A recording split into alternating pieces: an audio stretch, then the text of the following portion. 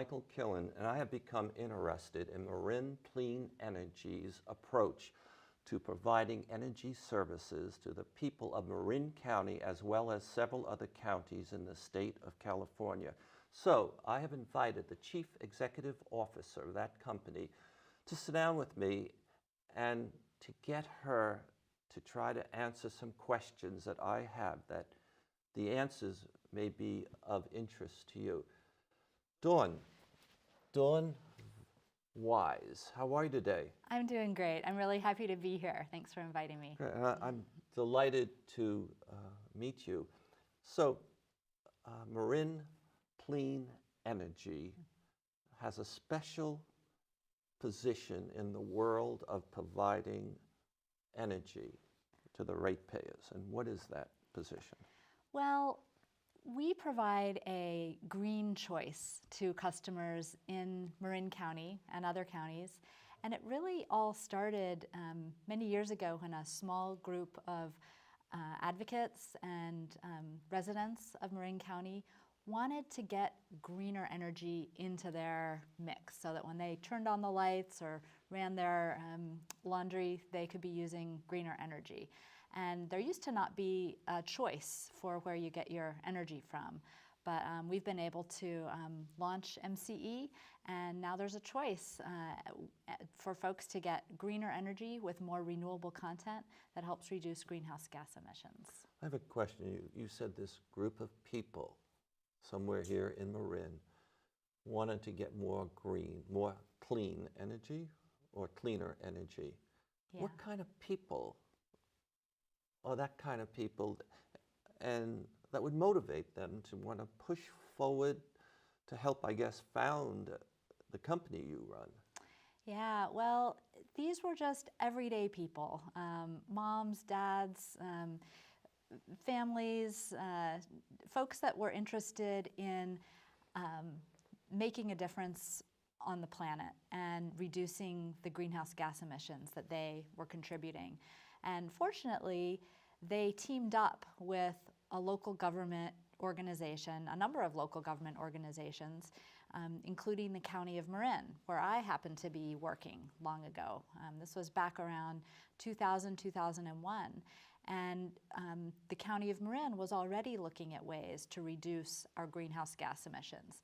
And so by partnering with these local residents, we were able to start moving forward on a plan to form an agency using an existing legislation that allows local governments to become the power purchaser for their community, including all customers in the community, residential, commercial, industrial, and municipal. I think you said you took advantage of an existing legislation, which came out of Sacramento, out of the Jerry Brown administration? It was actually Carol Migden's bill, and it was before the Jerry Brown administration.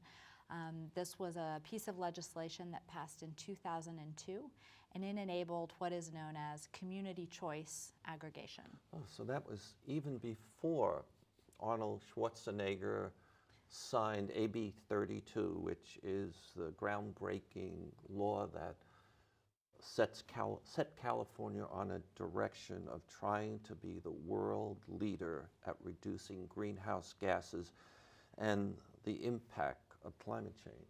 That's right. I think the state of California has been a leader in so many ways on climate change. And one of the ways that they have been a real leader is enabling local governments to determine where they want their power supply to be coming from in their communities. And before MCE launched, there was only one choice for power supply, and that was coming from a monopoly, a corporate provider, in our case PG&E.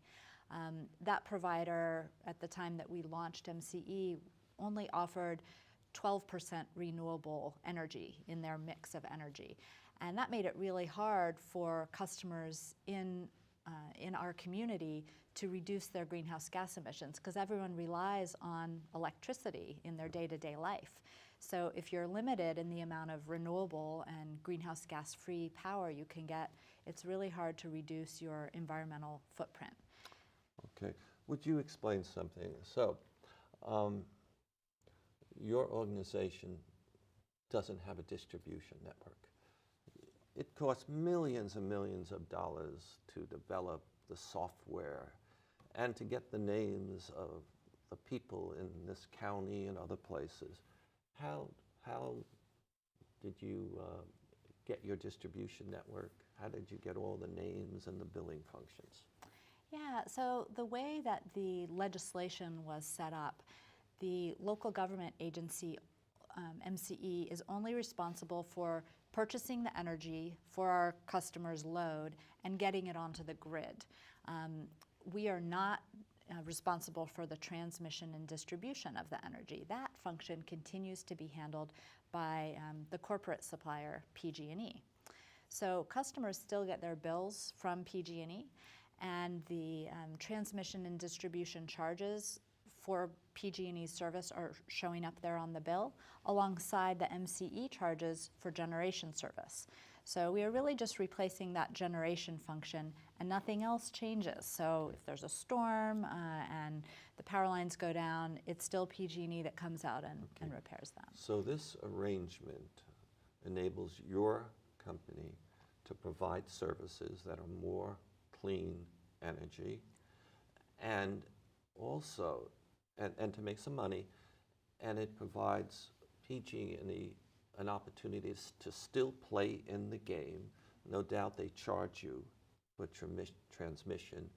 No doubt they charge you, or the customer, in effect. Yeah. Is that right? That's right. They continue to charge the customers individually for all of the transmission and distribution service. So this is a remarkable relationship, because we all know PG&E has a lot of muscle, really a lot of muscle. Mm-hmm. And they could fight like mad. I mean, they could work to overturn laws, okay? But here, you folks, the state, and they have found a way for them to continue to play in the game and make money, and to let you folks in to provide those customers that want cleaner energy. That's right. And so after this enabling legislation passed in 2002, the County of Marin, working with the local community and local environmental groups, spent many years exploring the possibility of launching this type of program, because it hadn't been done before in California. It had been done in some other states, but not in California. And so after many years of analyzing and looking at projections, financial projections, cost of power, that sort of thing, we were finally at a point where we were ready to form MCE. That was in 2008. And we then spent about a year soliciting power suppliers and getting our contracts in place to supply power. By 2010, we were able to launch, and we began serving customers.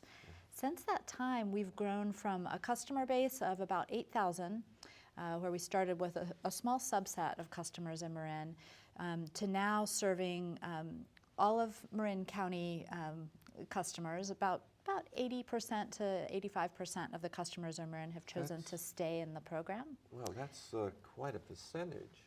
Yeah, it's a strong percentage. We're also serving all of Napa, the city and counties of the county and all the cities of Napa, and many of the communities in Contra Costa County, as well as Benicia, which is in Solano County. So today we have about 250,000 customers.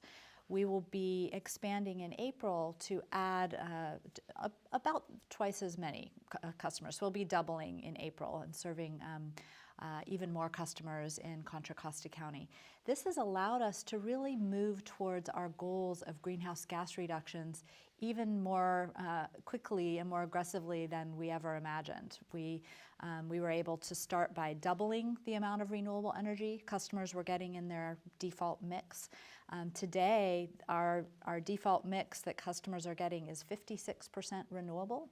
And then we also offer a 100% renewable option for folks that choose it. And that allows folks to really reduce or eliminate their carbon footprint. So I'd like to ask, if I was a customer, the energy I buy through you is 56, I think you might have said, more clean then I would buy from PG&E, or the mix is 56% cleaner than, well, maybe better you say it. Yeah, our mix is 50% renewable. If you choose our light green product, that's the default product that folks get unless they choose the 100%. But that mix is about double the amount of renewable energy that is in PG&E's default mix. All right. Now you have this deep, strong service, green service. Yeah. 100%. Yeah. Where do you get 100% clean energy? You can't be using natural gas. Nope. No. We're using wind power and solar power from within California to supply our deep green mix. And what happens when the sun goes down and the wind stops? Yeah. What happens? Great question. So there is this entity in California that manages the grid. They're called CAISO, the California Independent System Operator. Most folks that, if you're not in the energy business, you've never heard of CAISO, but it's CAISO's job to keep the lights on and to balance the grid. So if we have, let's say, 100 customers that use 500 kilowatt hours a month, that's the amount of renewable energy we need to get onto the grid, but it doesn't have to be on the grid at the exact moment that the customers are using the power, but it has to be the equivalent amount. So we're buying extra power during the times that it's sunny and windy in order to account for the energy that's used when it's not. Okay, so you're offering the customers 100%, but in reality, when they're getting the energy from you, especially in the nighttime, it's probably more dirty than we'd like. But then to make up for that, you're buying even more clean energy and throwing it in your mix to make up, and then you can then say, yes, is that it or not? Well, sort of. The power grid is like a pool, and everyone's dipping their straw in the pool. And the exact electrons that go into that pool are not the exact electrons that you're going to pull out, right? So we have to put in the exact amount of electrons that you use for your deep green energy, so that pool is filled up with the exact amount that you use. Clean.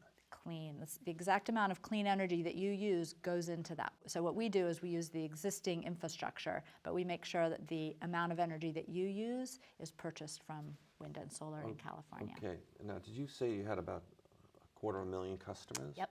Your customers are taking an extra step to help protect the planet, et cetera, help California's climate plan attain its goals. That's good. Now, where are you going from here? I heard Benicia, I heard Napa County, some other Contra Costa cities. Yeah. Are you concentrating now on increasing the number of customers in your present franchise area, or are you reaching out to other communities? Well, MCE is doing two things, and we have been for many years. So we are interested in helping our neighbor communities that want to be part of MCE and giving them access to our services. In addition, we've been collaborating with local governments around the state to help them launch their own community choice programs. Since we launched in 2010, there have been 9 other community choice programs that have launched around the state. Well, excuse me, what I think in my area, I come from the Menlo Park area. I think they've initiated a choice program, no? They have, that's right. They launched their program, I believe, last October, Peninsula Clean Energy. And there's also Silicon Valley Clean Energy up and running now. And those programs are serving more customers even than MCE is today. There's also a program in Sonoma called Sonoma Clean Power, program in Humboldt, and then in Southern California there are a few programs as well in Lancaster, Apple Valley, Pico Rivera, and the County of LA is in the process of launching a community choice program, and they should be active by early 2018. When I listen to you, this sounds like something that's on the rise and it's just spreading. Yeah. That's exactly right. Yeah, it's anticipated that at least half of the customers, the energy customers in California, will be served by a Community Choice program within the next 4 years. That's amazing. Now, I spoke to you on the phone the other day, and you, I think, said you were going to a meeting where a group of these aggregators, choice aggregators, were meeting. What's the name of that organization? It's the California Community Choice Association. We also go by CalCCA. And it's made up of every active CCA program, Community Choice program, that is serving customers today. And it also includes all of the efforts that local governments have underway to form these programs. Every Community Choice program is run by a local government or a group of local governments. And so this CalCCA Trade Association is a way that we can help each other, not have to reinvent the wheel. We share documents, marketing materials, frequently asked questions. All the detail that is needed to start a Community Choice program is shared through CalCCA. And we do hold events from time to time where folks can get together and talk about their experiences and compare and share best practices. And that's really important to make sure that the Community Choice movement in California stays really strong and healthy. Okay. Now, we touched on this. California has a climate plan. And every county, city, town adheres to it, supports it. Now, as the executive officer, you make a lot of decisions and plans. Is what California climate plan, and none of us are really an expert on it, but do you make decisions? And when you make decisions, do you reflect at all on what's coming out of Sacramento? Absolutely. I think that Sacramento has provided a lot of leadership and strong guidance around climate protection. And we have a couple of pieces of legislation have an impact on how we conduct our business. One of those is the Renewable Portfolio Standard, and that requires a certain amount of renewable energy in our portfolio on an annual basis, and that percentage ratchets up every year. Our locally elected board of MCE has set a standard that's even higher than the state's renewable portfolio standard, but we do file renewable portfolio standard reports to verify that we're complying and exceeding those state regulations.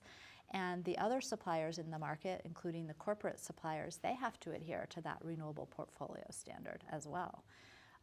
There are other state standards that we comply with, including reliability. We need to make sure that we have enough power supply on the grid to meet our full load at any point in time. So that means that we need to have a 15% extra capacity under contract to make sure that if any other supplier is having trouble on the grid, that there's extra supply that can be kicked in at any time to ensure reliability of the grid for the state. So we and all the other community choice providers comply with that state mandate as well. Okay, and I was wondering, and this is something I know you're not focused on every day, but I mentioned to you, I am painting California's plan. Yeah. And I'm trying to identify the most important qualities or elements of it that when policymakers from China come here and they read everything, they listen to all the speakers, etc., that they may miss some of the important qualities of the plan, and then when they go back home, they may not implement the things that really make it work. Do you have any thoughts about what might be some of the most important qualities of the plan, and maybe those that aren't emphasized too much? Well, I think that one of the obvious qualities of the plan is the focus on renewable energy. And I think California has demonstrated a lot of leadership and a lot of success in that category. What may be less obvious, and I would want to highlight, is the focus on local government involvement and local government obligations to offer choices in their communities that allow for greener choices and involve the communities and the people and the choices that local communities have. That may be very different from other countries where there's more of a top-down approach. I think that California is not only providing a lot of leadership around climate, but also looking at this issue in a very integrated way. So looking at how does social justice fit in? How does environmental justice and social equity fit in? How can we make sure that the green policies that we adopt are benefiting our most vulnerable community members rather than excluding them from the solutions? So I think that's an important part of the plan, and I think community choice programs like ours are really well positioned to look at what the local needs are and make sure that our initiatives towards more renewables are helping our local community and including our local community in creating solutions. So I think that was a very good answer, and sort of as you were talking, I was seeing like this mesh of the law and the desires of Sacramento have found a way to work very closely with the local communities and have kept a lot of things in mind, like the needs of the less fortunate folks in this world. You don't have the feeling things are forced on you. I think that we have had the opportunity to engage in dialogue quite a bit with the leadership in Sacramento, and I think that there's been a lot of good policy that has come out of Sacramento that we've been able to be a part of. And so, no, I don't feel like there are things imposed on us that are detrimental or create problems as far as moving towards our green objectives. I think there's a lot of alignment, and I think that where there can be struggles sometimes is kind of the complexity that's involved in addressing the needs of all sides. There can certainly be complexity on that front, but no, I feel like the goals that California has really codified in statute really align with our goals as well. So I'd like to ask a couple of personal questions. Sure. You're an executive, head of this important company, and what in your background, what in your education, what in your family life do you feel has helped you be able to run an important company?